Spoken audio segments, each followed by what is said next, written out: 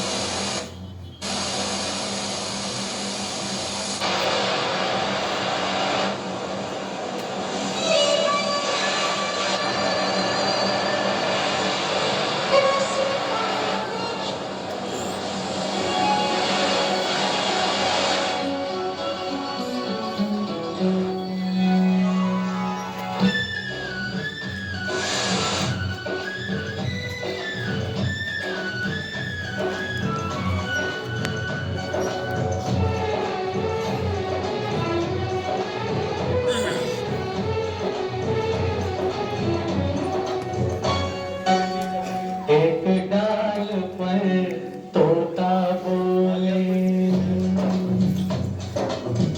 एक डाल पर तोता बोले, एक डाल पर मैना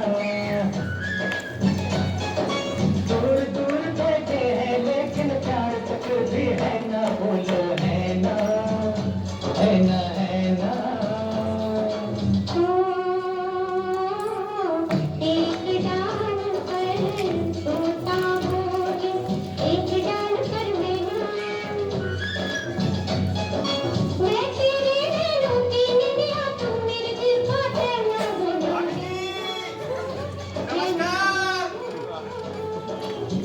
एक डाल पर तोता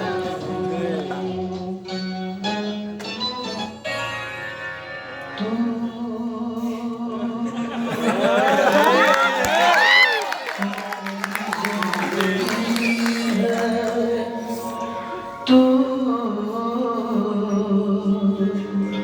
मेरी हर खुशी है, तू मेरी जिंदगी है। गाना क्यों बंद कर दिया भैया? भैया जी नमस्ते, चला रहे हैं। तू मेरी जिंदगी है, तू मेरी हर खुशी है।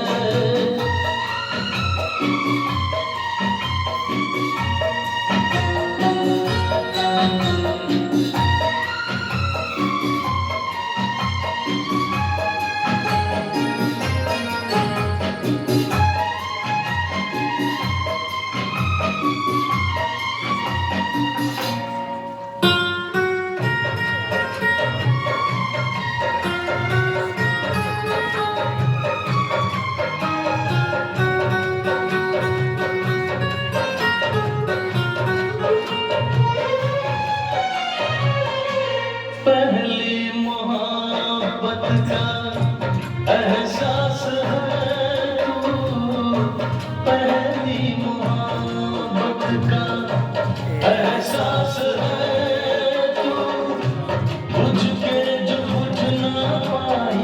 वो प्यास है तू ही मेरी पहली ख्वाहिश, तू ही आखिरी है,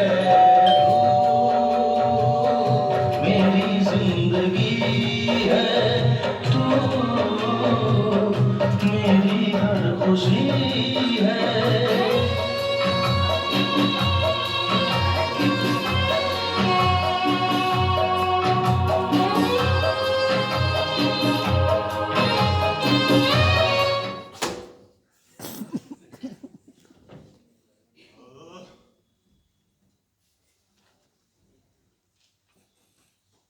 संसार की जितनी भी तारीख है ना, इस समय मैं सब भूल चुका हूं, कुछ भी याद नहीं है। वो तारीखें जिन्हें रातों को जागकर और दिमाग पर जोर लगाकर याद किया, मगर मेरे विवाह की तारीख मेरे जीवन में एक लठ की तरह गड़ी हुई है। हालांकि उससे पहले की और बाद की जितनी भी यादें हैं, वो दिल और दिमाग दोनों से मिट चुकी हैं, उनका तो नामो निशान तक बाकी नहीं है। सारी एकता अनेकता बस एक में सिमट कर रह गई हैं, और वो है मेरे शादी की तारीख। मैं तेरी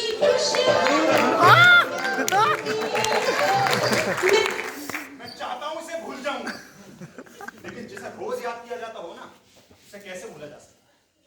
और मैं रोज याद क्यों करता हूं? भाई साहब, ये सवाल आप उससे पूछिए जिसकी शादी हो गई हो, शादी के बाद भगवत भजन में अपना मन लगा लिया हो, वो बताएगा मैं क्यों याद करता हूं। आप ये तो नहीं सोच रहे कि मैं स्त्री में दिलचस्पी नहीं रखता? ना भाई साहब, रखता हूं, मगर आपसे तो थोड़ा ज्यादा ही रखता हूं।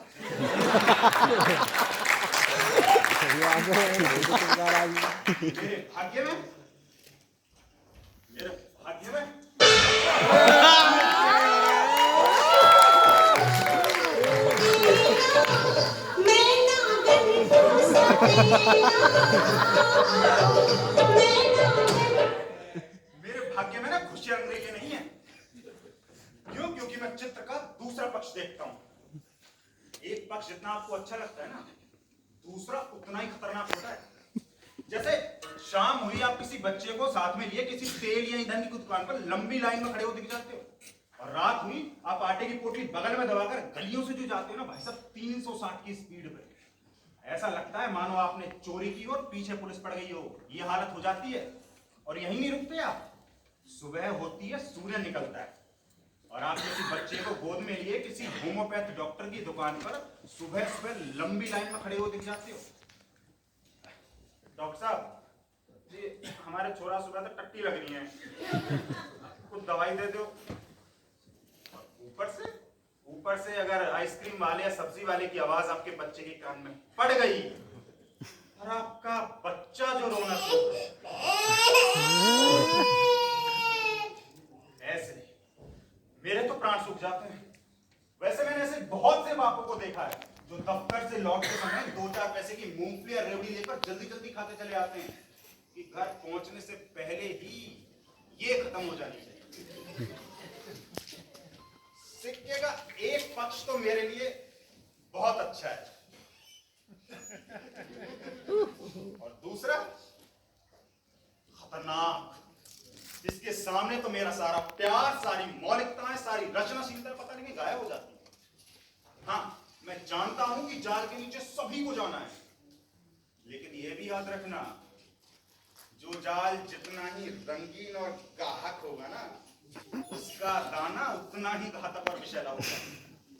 मैंने इस जाल में बहुत लोगों को फंसकर फड़फड़ाते देखा है। मैं भी इसी पर ही जा बैठता हूं। कहते हैं ना साहब, शादी का लड्डू है, खाओगे फिर भी पछताओगे, और नहीं खाओगे और भी पछताओगे। अब पछता, पत्नी जी ने पत्र भेजा है, लिखा है कि तुम्हारे बगैर रातों में नींद नहीं आती है, दिन में चैन नहीं पड़ता है, आकर मुझे ले जाओ, तुम्हारी प्रिय सरस्वती। जब पहले कभी घर जाता था ना, केवल इतना कह देना काफी होता था, भाग्यवान, चलेंगे, बताओ कहां चलोगे? बाजार, अपने कंधों पर लेकर चलेंगे। उसके बाद अरे यार झंझट है यार चीजों में, समझा करो। तुम घर रहो, मैं देख लूंगा। फिर गृहस्थ जीवन की असुविधाओं से भी डराया, लेकिन ना, कहती हैं मुझे बुलाओ। अब तो मेरी ये हालत है, घर जाने में डर लग रहा है मुझे कि मेरे साथ ही ना चल खड़ी हो। और अनेक प्रकार के बहानों से तब भी डराता रहता हूं।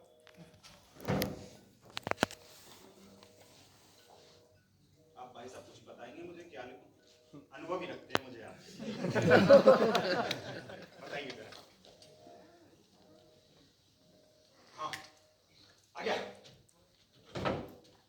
कभी रात को 12 बजे सोना नसीब होता है, कभी रात को जागना पड़ जाता है। पूरे दिन गली मोहल्ले में ठोकरें खानी पड़ती हैं।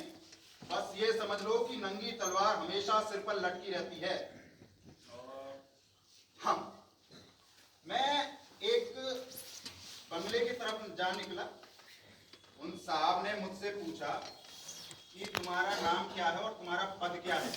मैंने अपना नाम और पद बताया तो वो साहब अंदर गए और अपने दरवाजे बंद कर लिए, जैसे कि मैं कोई भयंकर जंतु हूं।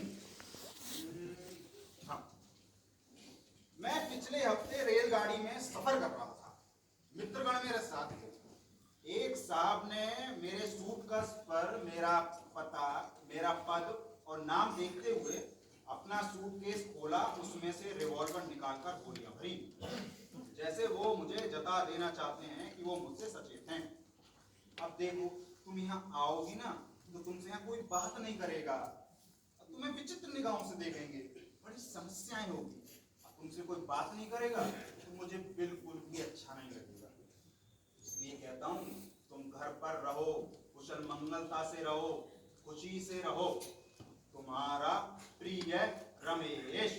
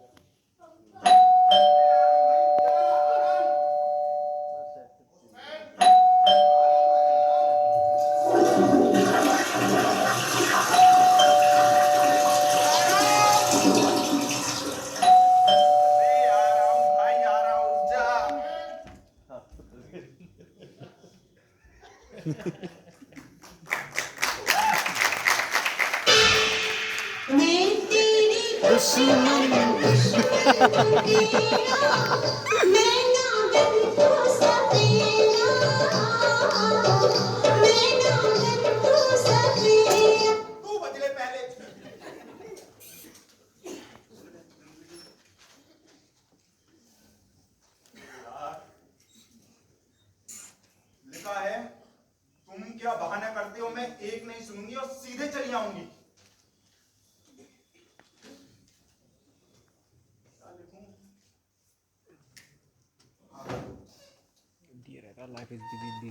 यहाँ हर खाने पीने की चीज में विष की शंका है। दूध में विष, घी में विष, फलों में विष, शाक भाजी में विष और पानी में भी विष। अब तुम्हें तो पता है पानी मनुष्य का जीवन है। मच्छर, डेंगू, मच्छर और मक्खी पक्षियां तो इतने हैं कि पूछो ही मत। डेंगू हो जाएगा। रात भर तो मैं मच्छरों से लड़ाई करता हूँ और दिन भर मक्खियों से। इस नन्ही सी जान को किन किन दुश्मनों से बचाऊं? अगर सड़क पर जाऊं तो टकराने का डर रहता है, शाम को कोई सही सलामत आ जाए तो भाग्य समझ लो। और बस तुम ना यहाँ आओगी, अगर मच्छर ने काट लिया तो तुम्हारा थोबड़ा सूज जाएगा, बिल्कुल अच्छा नहीं लगेगा। अगर बाजार गई, अगर मोटर कारों से टकरा गई और तुम निपट गई तो? इसलिए कहता हूं तुम घर पर रहो, कुशल मंगलता से रहो, खुशी से रहो। तुम्हारा पति परमेश्वर। सजन रे तू मत बोलो। खुदा के पास जाना है, ना हाथी है न घोड़ा है, वहाँ पैदल ही जाना है। सजन रे तू मत बोलो, खुदा के पास जाना है, ना हाथी है न घोड़ा है, वहाँ पैदल ही जाना है। सजन रे तू मत बोलो।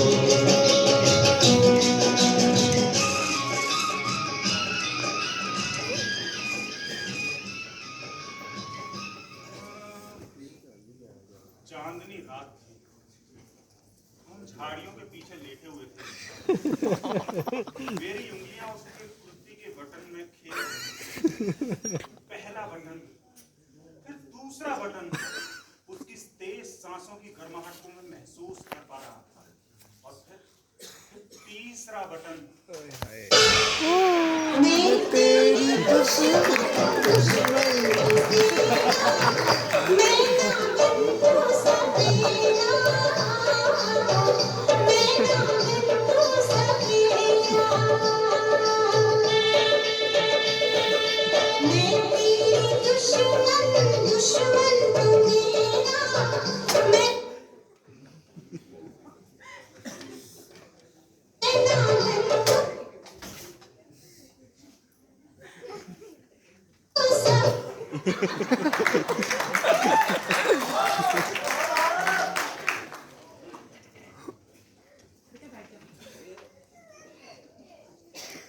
लिखा है, तुम्हारे पत्र ने तो एक और चिंता बढ़ा दी। अगर तुमने मुझे रोज एक पत्र नहीं लिखा तो मैं सीधे चली आऊंगी। एक पत्र, मैं तो 10 लिख दूं।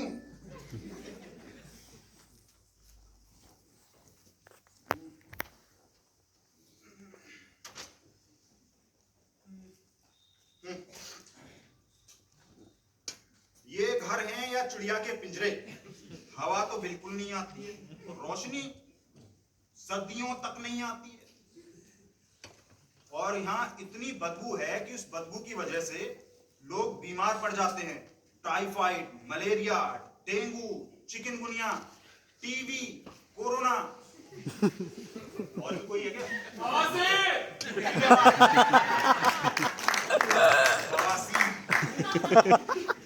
और भूत प्रेत की बात है तो बहुत है। चोरियां तो इतनी होती हैं कि पूछो ही मत।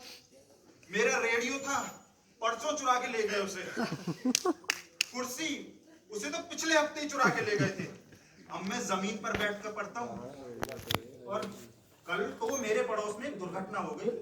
एक औरत अपने बच्चे को दूध पिलाने उठी, करीब रात के 12 बजे होंगे, और किसी की भयंकर ध्वनि उसके कान में पड़ी और जोर से चिल्लाकर धड़ाम से जमीन पर गिर गई।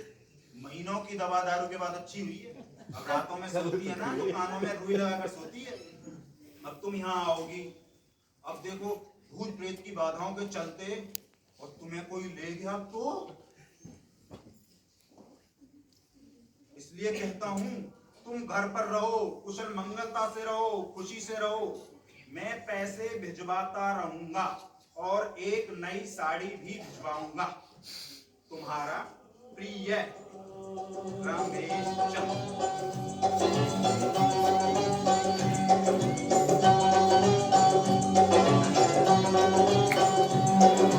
यहाँ का मौसम बड़ा हंसी है, फिर भी प्यार उदास है।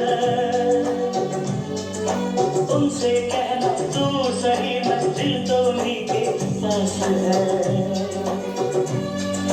तू ये संदेशा उनको सुनाना,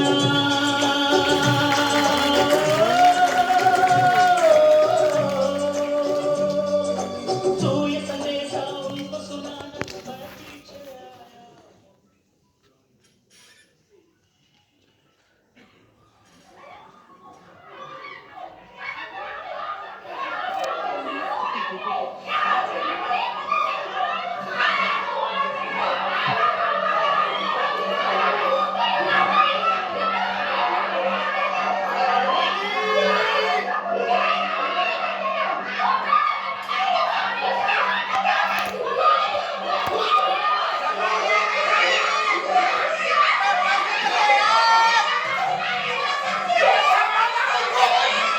चिट्ठी आई है, चिट्ठी आई है, चिट्ठी आई है, वतन से चिट्ठी आई।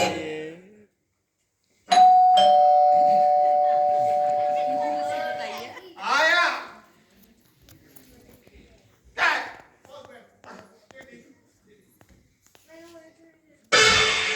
मैं तेरी दुश्मन हूँ तेरा, मैं नागन तू सफेरा, मैं नागन तू सफेरा, मैं तेरी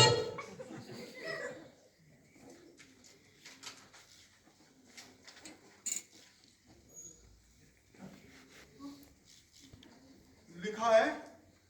तुम क्या सोचते हो मैं इन आवाजों से और इन भूतों से डर जाऊंगी? मैं शेर के दहाड़ने और उल्लुओं के चीखने से तो डरती नहीं, इनसे क्या खाकर होंगी?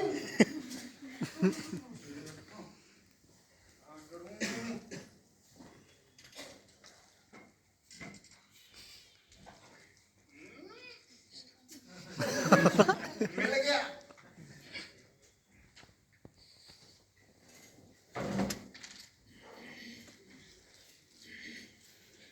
यहाँ की औरतें इतनी बेकार हैं कि बातों का जवाब गालियों से देती हैं। और इनके बनाव सवार का तो पूछना ही क्या। भले घर की स्त्री लजाते, इनके ठाट बाट को देखकर तो और गृहणियां लज्जित हो जाती हैं। और किसी गली से निकल जाती है तो सुगंधी की लपट लहर जाती है। और इतनी जीदा दे ले रहे हैं, जबरदस्ती घरों में घुस पड़ती हैं। और दो चार तो मेरे पास भी पड़ी रहती हैं, कोई पत्र पढ़वाने के बहाने, कोई लिखवाने के बहाने। इसलिए कहता हूँ, तुम जैसी शरीफ जाती इज्जतदार इस शहर में नहीं आती है। इसलिए कहता हूँ, तुम घर पर रहो, कुशल मंगलता से रहो, खुशी से रहो। तुम्हारा प्रिय रमेश।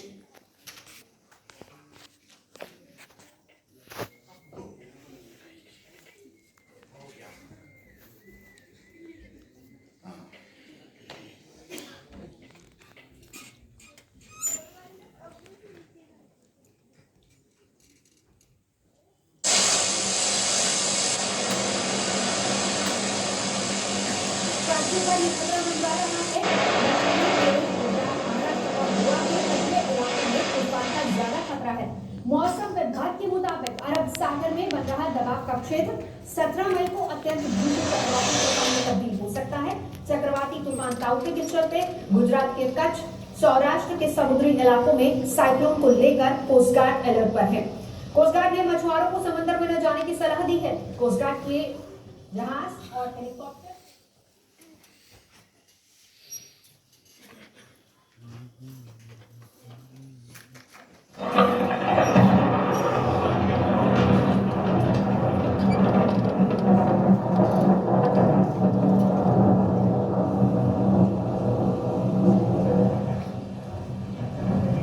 लगता है मौसम खराब होने वाला है।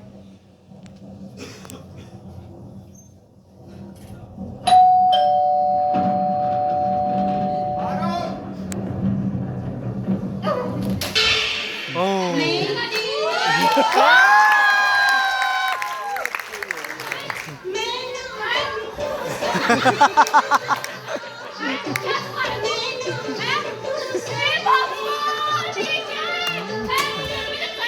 जिंदगी